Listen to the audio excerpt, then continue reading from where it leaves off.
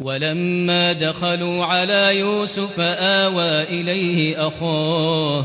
قال إني أنا أخوك فلا تبتئس بما كانوا يعملون فلما جهزهم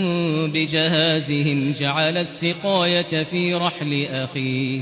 ثم أذن مؤذن أيتها العير إنكم لسارقون قالوا وأقبلوا عليهم ماذا تفقدون قالوا نفقد صواع الملك ولمن جاء به حمل بعير وأنا به زعيم قالوا تالله لقد علمتم ما جئنا لنفسد في الأرض وما كنا سارقين قالوا فما جزاؤه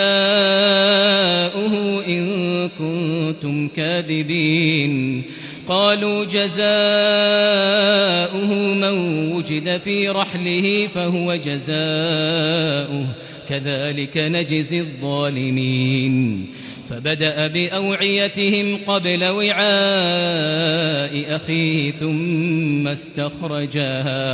ثم استخرجها من وعاء أخيه كذلك كدنا ليوسف ما كان ليأخذ أخاه في دين الملك إلا أن يشاء الله نرفع درجات من نشاء وفوق كل ذي علم عليم قالوا إن يسرق فقد سرق أخ له من قبل فأسرها يوسف في نفسه ولم يبدها لهم قال أنتم شر مكانا والله أعلم بما تصفون قالوا يا أيها العزيز إن له أبا شيخا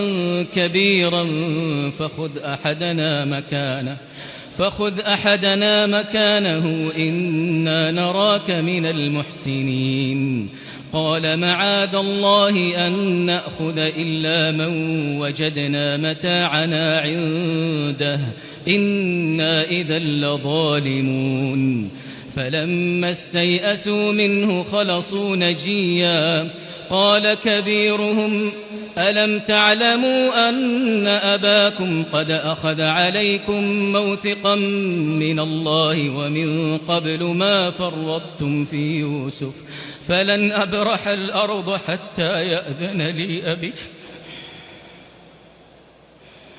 فلن أبرح الأرض حتى يأذن لي أبي أو يحكم الله لي وهو خير الحاكمين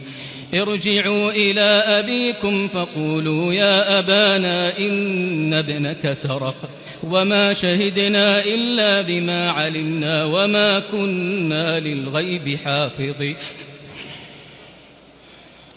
شهدنا إلا بما علمنا وما كنا للغيب حافظين واسأل القرية التي كنا فيها والعير التي أقبلنا فيها وإنا لصادقون قال بل سولت لكم أنفسكم أمرا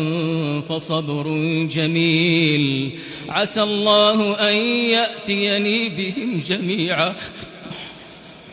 عسى الله أن يأتيني بهم جميعا إنه هو العليم الحكيم وتولى عنهم وقال يا أسفا على يوسف وابيضت عيناه من الحزن فهو كظيم قالوا تالله تفتأ تذكر يوسف حتى تكون حرضا أو تكون من الهالكين قال إنما أشكو بثي وحزني إلى الله وأعلم من الله ما لا تعلمون يا بني يذهبوا فتحسسوا من يوسف وأخيه ولا تيأسوا من روح الله إنه لا ييأس من روح الله إلا القوم الكافرون